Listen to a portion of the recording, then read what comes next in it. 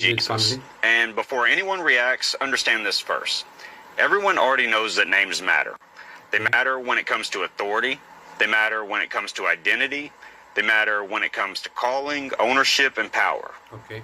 Christians will insist names matter in every area of Scripture until the moment the Messiah's actual name comes up. Then, suddenly names are just sounds. And that contradiction should bother you. Because what people are really defending isn't the Messiah. They're defending a construct that they were given. Man-made. Jesus is not a Hebrew name. At all. It never was. That's true. It's an English form of a Greek transliteration of a Hebrew name filtered through Latin, Okay. standardized centuries later by Roman institutions that openly admitted to changing language, structure, and terminology. That's true. And that's bro. not an insult, that's history. And here's the uncomfortable part. People don't reject the Hebrew name because it's wrong. They reject it because accepting it forces a realization.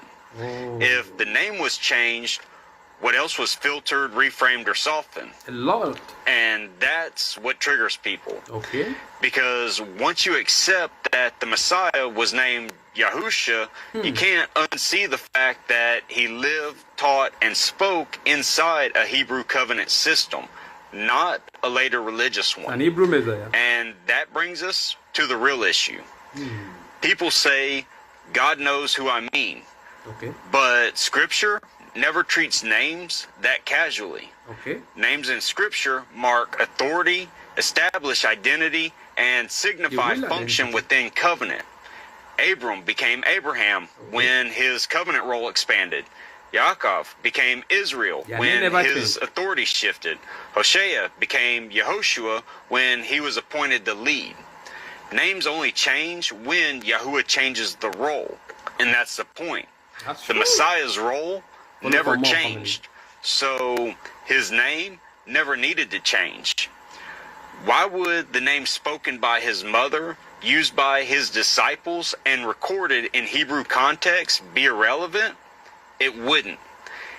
What people are attached to is familiarity, tradition, and comfort, not truth. And this isn't about condemnation, it's about honesty.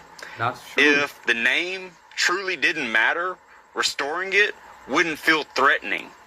But it does, because the moment that you restore the name, you restore the context. That's true. And once the context is restored, the teachings stop sounding like Everything. modern